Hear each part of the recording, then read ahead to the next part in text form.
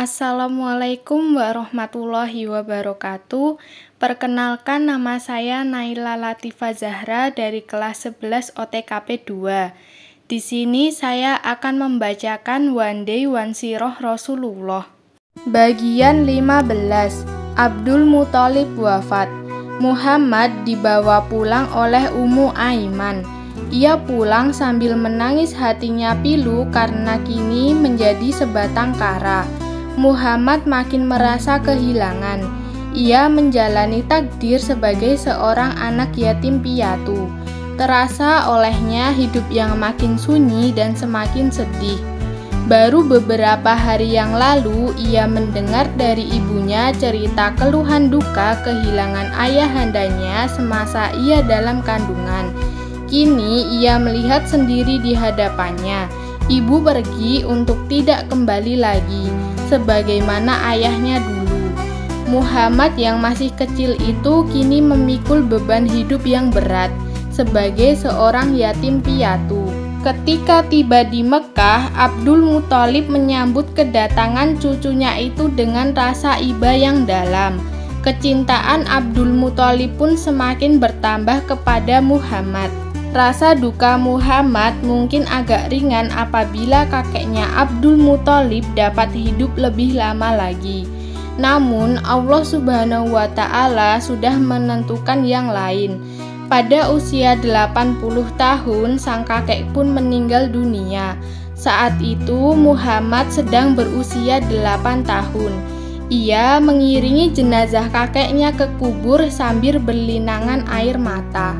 Kenangan sedih sebagai anak yatim piatu membekas begitu dalam pada diri Rasulullah, sehingga di dalam Al-Quran pun disebutkan ketika Allah mengingatkan Rasulullah akan nikmat yang dianugerahkan kepadanya di tengah kesedihan itu. A'udzu billahi minasyaitonir rajim. Bismillahirrahmanirrahim. Alam yajidka yatiman fa'awa. Bukankah dia mendapatimu sebagai seorang yatim, lalu dia melindungimu? Wa wajadaka dhallan fahada. Dan dia mendapatimu sebagai seorang yang bingung, lalu dia memberikan petunjuk. Surat Ad-Duha ayat 6 dan 7. Keluarga Umayyah. Kematian Abdul Muthalib merupakan pukulan yang berat bagi keluarga Hashim. Tidak ada anak-anak dari Abdul Muthalib yang memiliki keteguhan hati, kewibawaan, pandangan yang tajam, terhormat, dan berpengaruh di kalangan Arab seperti dirinya. Kemudian keluarga Umayyah tampil ke depan mengambil tumpuk pimpinan yang memang sejak dulu mereka telah idam-idamkan, tanpa menghiraukan ancaman yang datang dari keluarga Hashim. Diasuh Abu Thalib. Sebelum wafat, Abdul Muthalib menunjuk salah seorang anaknya untuk mengasuh Muhammad. Ia tidak menunjuk Abbas yang kaya, namun agak kikir. Ia juga tidak menunjuk Harits, putranya yang tertua, karena Harits adalah orang yang tidak mampu. Abdul Muthalib menunjuk Abu Thalib untuk mengasuh Muhammad karena sekalipun miskin, Abu Thalib memiliki perasaan yang halus dan paling terhormat di kalangan Quraisy.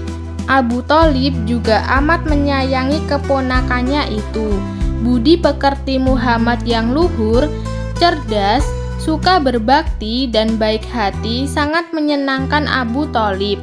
Ia bahkan lebih mendahulukan kepentingan Muhammad daripada anak-anaknya sendiri. Begitupun juga sebaliknya, Muhammad amat mencintai pamannya. Ia tahu pamannya memiliki banyak anak kecil dan hidup dalam kemiskinan. Namun demikian, pamannya tidak pernah berhutang kepada orang lain. Abu Thalib lebih suka bekerja keras memeras keringat untuk menafkahi keluarganya.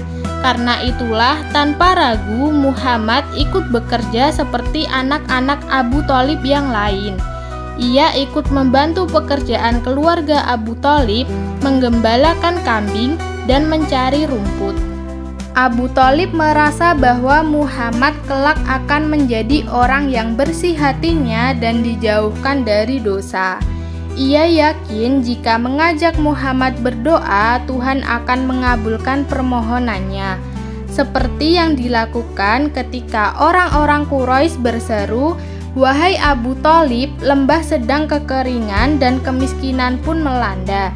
Marilah berdoa untuk meminta hujan." Maka Abu Thalib keluar bersama Muhammad.